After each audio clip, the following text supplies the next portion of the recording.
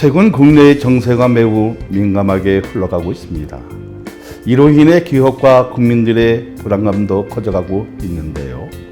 이러한 때야말로 교회가 세상의 빛과 소금 같은 역할을 감당해야 나라와 민족을 위해 기도하고 힘써야 할 때가 아닌가 생각이 되어집니다. 그래서 오늘 모실 분은 나라와 민족 그리고 온 세계 열방을 위해 기도하고 앞장서시는 중앙장로교회 오상석 목사님을 만나 이야기를 나눠보고자 합니다.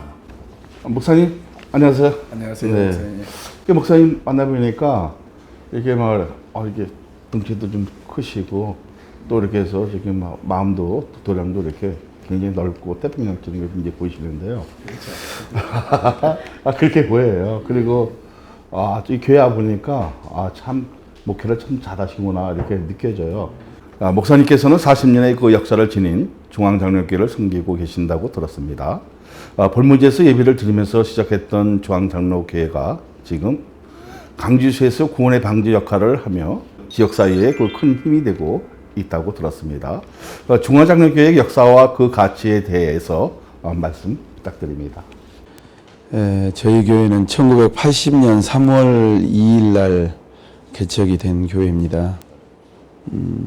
제가 3대째 목사이고 저희 원로 목사님께서 22년 3개월 목회하시고 제가 와서 이제 10년이 지났습니다.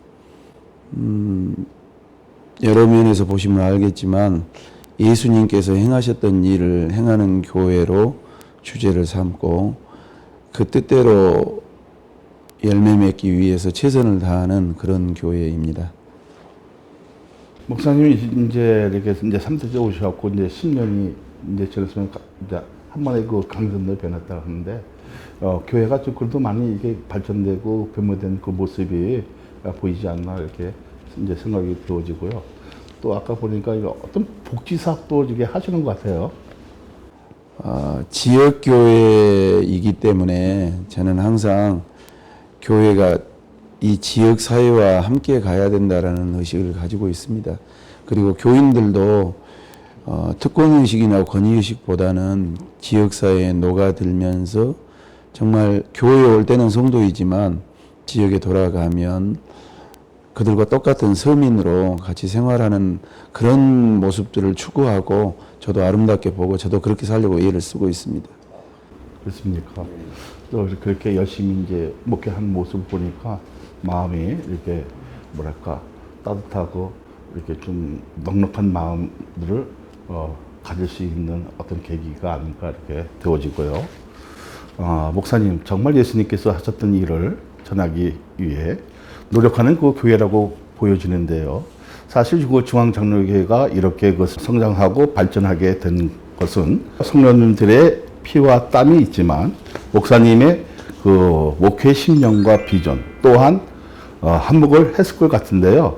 목사님이 그 목회적 그 신념은 무엇입니까?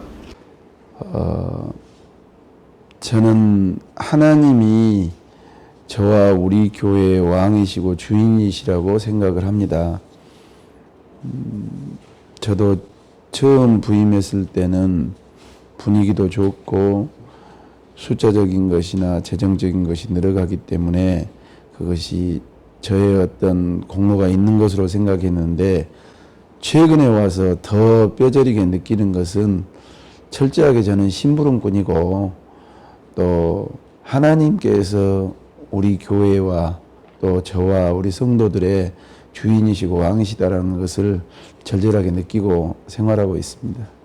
그러면 이제 목사님은 완전히 이제 들로스 이제 종 아니면 무슨 이런 이제 신학을 갖고 이제 계시는 것 같은데 사실은 그 개혁 시행에 그 모범적인 것을 보여주고 있지 않나 이렇게 이제 생각이 들어요. 예. 목사님 그 웃는 모습에서도 참 목회를 좀 여유 있게 충분하게 잘 하시겠다 이렇게 마음적으로 깊이 한번 새겨 봅니다.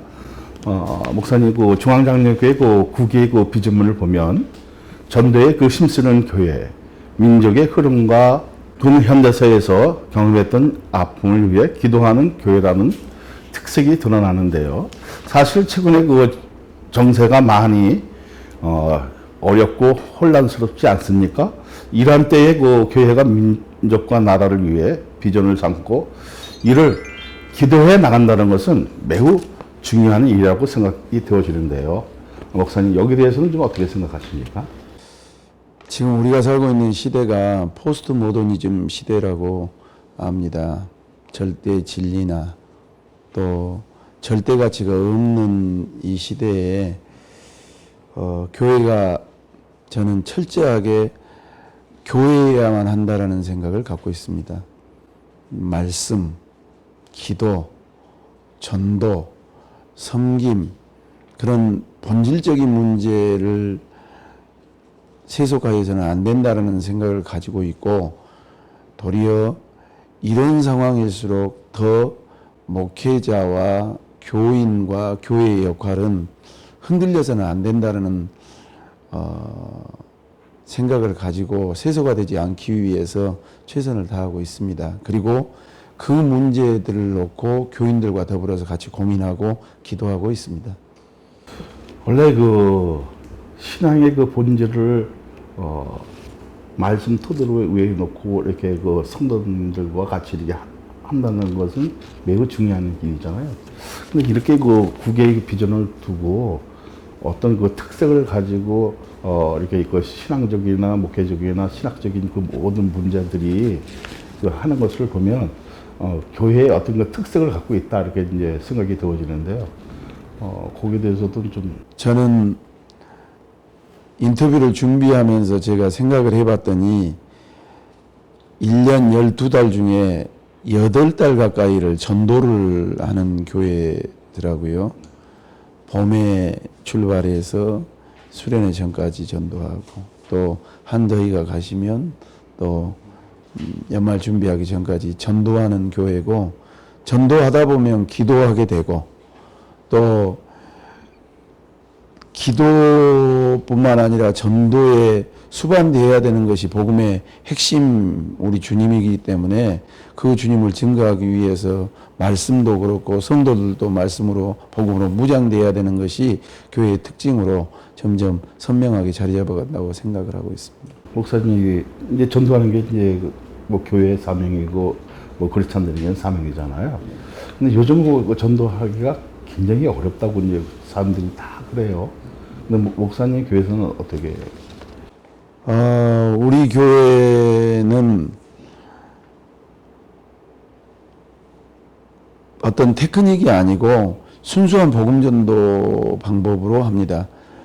물론 어느 교회나 다 그렇게 하겠지만 저나 우리 교인들이나 할 것 없이 정말 영혼들을 사랑하기 위해서 우리 자신들을 담금질하는 경우 오늘도 마찬가지로 전도 모임 했지만 예수님께서 가르쳐 주신 대로 한 영혼 품고 기도하고 또 하나님께서 은혜 주셔서 많은 영혼들이 우리 교회를 오고 또 결실되고 그렇게 목회를 은혜롭게 하고 있습니다.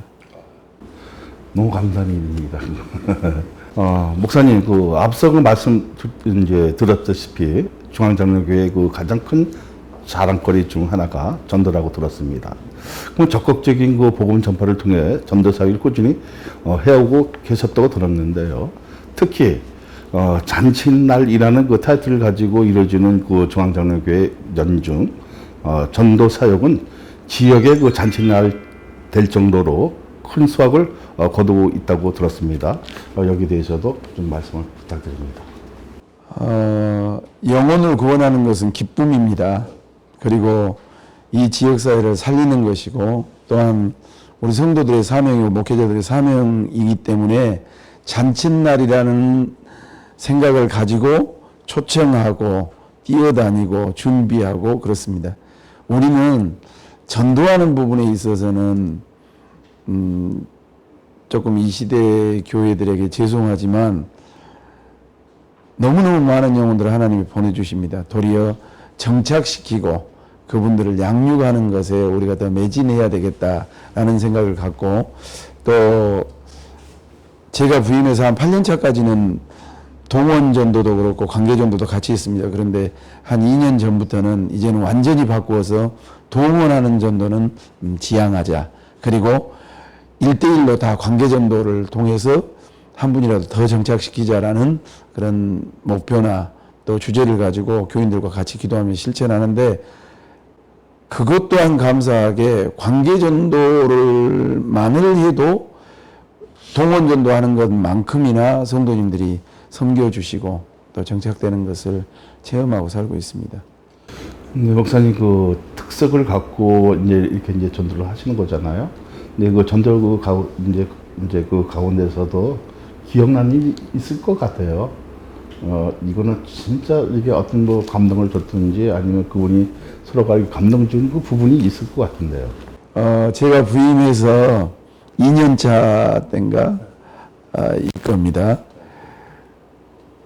이제 제가 부임한 지 얼마 안 됐기 때문에 목사도 교인들을 잘 모르고 교인들도 목사님에 대한 걸 잘 모르는데, 우리가 이 지역에 대한 복음에 대한 것은 책임지자라고 했을 때 성도들이 아주 낮밤을 가리지 아니하고 열심히 복음을 전했습니다.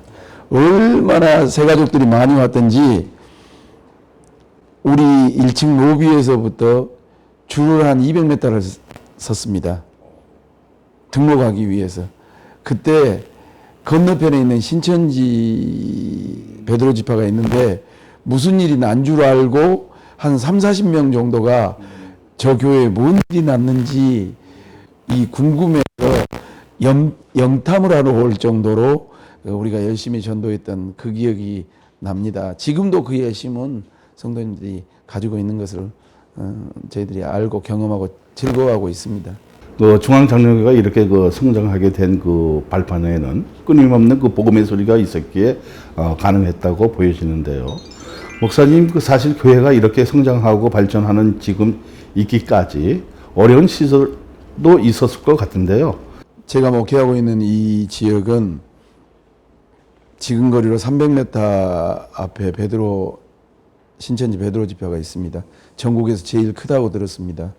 그리고 반경 2km 안에 구원파와 하나님의 교회가 또 큰 조직들이 있습니다. 그런데 감사하게 제가 부임한 해부터 계속 이단에 대한 경계심, 교육을 시켰습니다.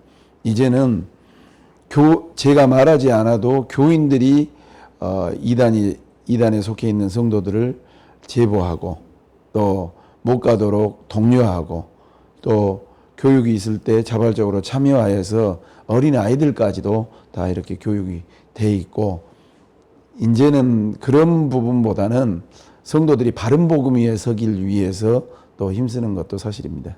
목사님, 그 많은 사람들이 그 각각의 그 신앙적 슬럼프를 이기지 못해 교회를 떠나는 안타까운 현상들이 일어나고 있지 않습니까? 근데 목사님께서 그동안의 그 신앙생활을 오래 해오신 선배로서 또 목회자로서 그러한 그 분들에게 해주고 싶은 말씀이 분명히 있을 것이고 또 해결 방안이 있는지 궁금합니다. 저도 목회자이고 또 신앙인의 한 사람으로서 신앙생활을 이 땅에서 한다라는 것은 또 변함없이 신앙생활을 한다는 건 녹록하지 않다고 생각합니다. 물론 지상교회는 다 불완전한 교회니까 그럴 수 있다고 생각합니다만, 그러나 그 교회가 주님이 세우셨고 또 바른 복음이 전파되어진다면 사람과 사람과의 관계나 구조적인 부분이 혹시 어려움이 있고 가시가 된다 할지라도 주님의 교회고 바른 복음이 선포되어진 그 위치에서 인내하는 것이 맞다라고 생각을 합니다. 그리고 비단 그것이 목회자나 성도들이나 조직체로서의 교회의 구조적인 문제이다 할지라도 나 또한 그 구성원의 한 사람이니까 하나님이 나에게 주신 역량과 또 은사를 가지고 그 공동체 안에서 그 공동체가 회복되길 위해서 은사를 가지고 섬기고 또 본인이 소금과 빛의 역할을 감당하는 것이 합당하지 않겠는가라는 생각을 평상시에 가지고 있습니다. 목사님께서 이제 그 진리의 그 가치가 진리의 어떤 그 지적의 명이 이 확장이 되어지는 그 면에서 궁극적 면으로 통해서 이제 그 교회가 발전되어지고 또 더 풍성해지는 이런 그 계획 속에도 있겠지만 그래도 목사님 열심히 거기에 수응하고 지지해주고 또 이렇게 담당해줬으니까 이 교회의 그 모습이 아름다운 모습으로 이렇게 변하지 않았나 이렇게 이제 생각이 되어지고요. 우리의 마음 깊이 또 새겨질 수 있는 부분이 아닌가 이렇게 이제 생각이 되어지는데 그래도 이제 많은 분들에게 요 얘기는 꼭 이렇게 이런 얘기는 좀 해주고 싶다. 이게 목회하는 분들에게 어떻게 힘을 얻을 수 있는 그 부분을 좀 얘기 좀 해주십시오. 물론 이제 교회를 설립하고 또 시작한 지 얼마 안 된 교회들 또 목회자들이 고생이 많다라는 것을 저도 개척을 해본 목사로서 잘 알 수 있습니다. 말씀으로 교회를 세우고 영혼들을 양육한다라는 것은 그렇게 녹록한 일이 아니다라는 것을 전제합니다. 그러나 이제 조직교회가 되고 또 한국교회 역사가 벌써 130년 정도가 됐을 때 수많은 성도들이 목회자들 이상으로 하나님을 사랑하고 말씀을 사랑하고 교회를 사랑한다는 것도 알아야 된다고 생각합니다. 제가 최근 들어서 기도하고 또 고민하고 있는 부분은 자칫하면 목회자이기 때문에 나는 우월하고 바로 서 있다고 생각하고 성도이기 때문에 무조건 배워야 되고 섬겨야 된다라는 착각 속에 빠져서는 안 된다. 이제는 성도들의 신앙의 연조와 그 삶이나 또 아름다운 모습이 목회자들만큼 그 이상의 모습도 얼마든지 있다라는 의식을 가지고 동역하고 가야 되고 또 귀 기울이고 살아야 되며 어떤 면에서는 성도들이 삶 속에서 정말 어려운 가운데 살면서도 주님을 잘 섬기는 그 모습을 목회자들이 닮아갈 필요도 충분히 있다라는 생각을 가져야만이 한국 교회가 더 튼튼해지고 또 견실해지지 않겠나라는 생각을 갖습니다. 목사님은 이렇게 이제 생각이 평범한 것 같은데도 어떤 그 뼛속에 새길 수 있는 일들이 있는 것 같아요. 어떤 우리에게 이제 신념을 이렇게 심어줄 수도 있고 또 이런 목회 활동 영역에서 우리에게 새로운 어떤 패러타임을 줄 수 있는 그 힘의 원동력 그리고 하나님께서 이게 함께 하시는 그런 어떤 끈끈한 전율 같은 흐름이 있는 것처럼 이제 보이는데요.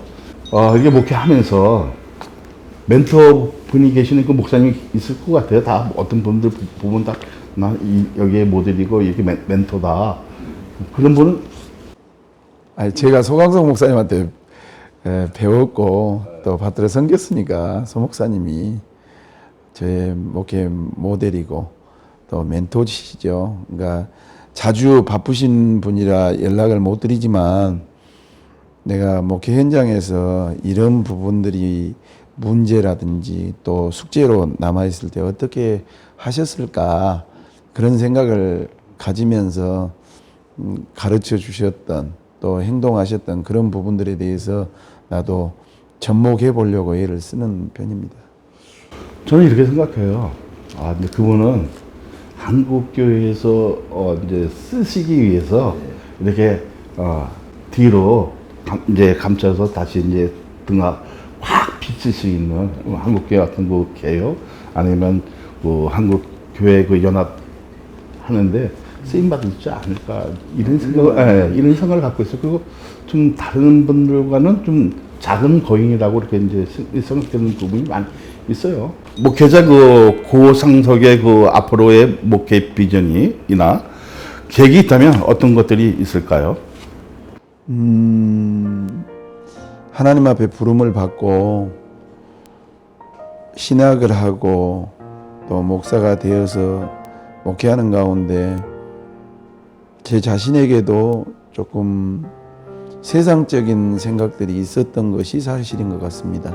큰 교회를 하고 유명한 목회자가 되고 또 영향력을 미치고, 물론 어떤 면에서는 그것이 하나님이 쓰시고 또 하나님이 기뻐하시는 일일 수 있겠으나, 저 개인으로만 본다면 정말 주님의 말씀과 마음을 좀 많이 아는 목사가 됐으면 좋겠고, 또 성도들 앞에나 사람들 앞에 세워진 목사보다는 내 자신이 하나님 앞에 깨끗하고 정직한 그런 목회자로 섰으면 좋겠다라는 기도 제목이 크고요.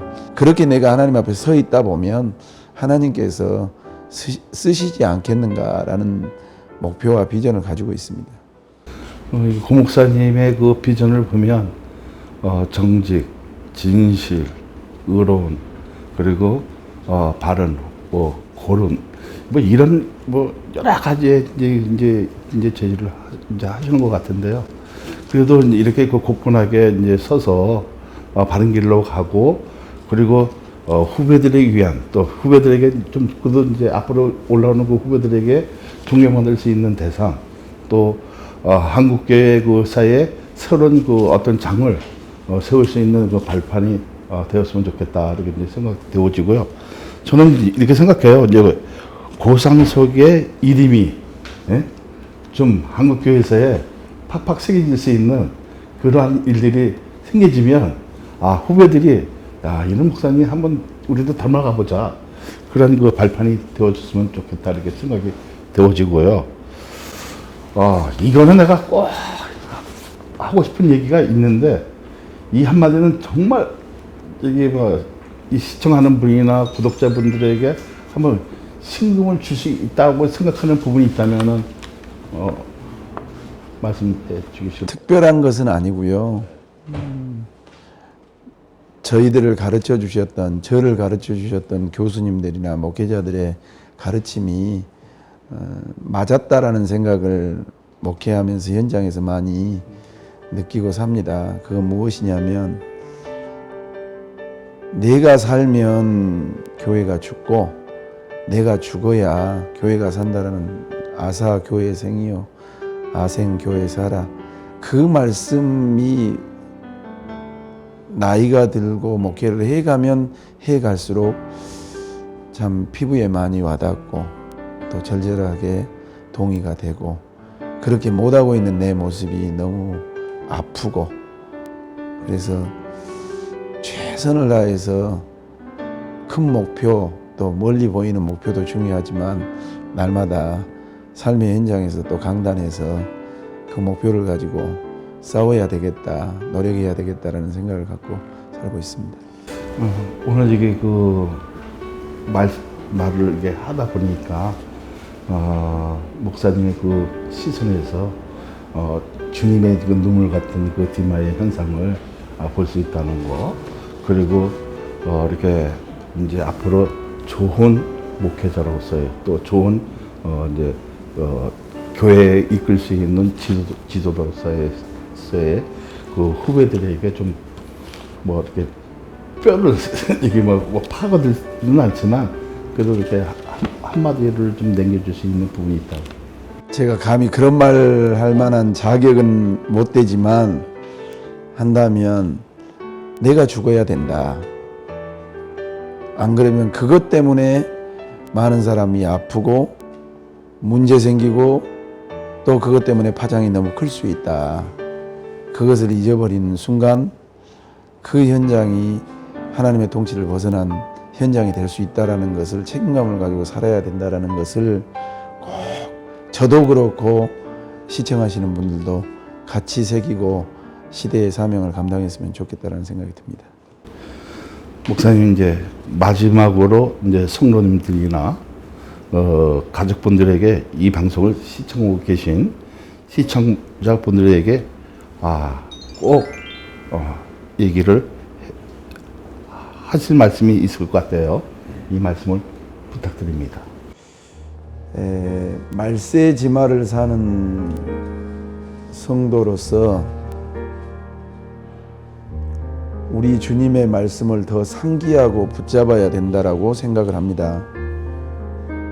앞으로 점점 더 어려운 시대가 올 수 있을 거라고 예측해 봅니다. 그러나 주님 말씀처럼 우리에게 착한 일을 시작하신 이가 그리스도 예수의 날까지 더욱 우리에게 많은 일들을 행하실 것을 기대하면서 선한 싸움을 싸우고 주님 붙잡고 말씀을 붙잡을 수 있는 시청자들과 제가 되었으면 좋겠습니다. 중앙강력교회 예수님께서 행하셨던 일을 행하는 교회. 역시 혀도 멋있습니다.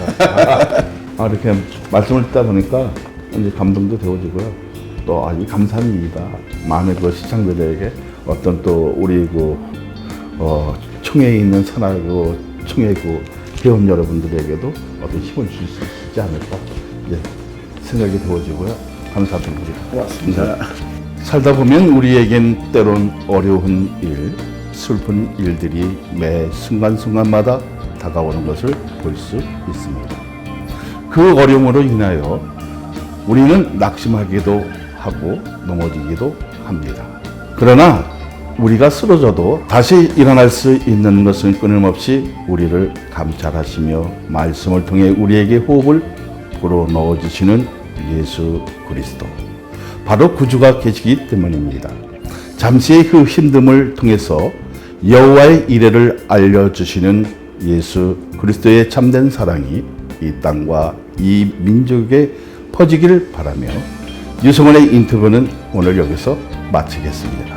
감사합니다. 감사합니다.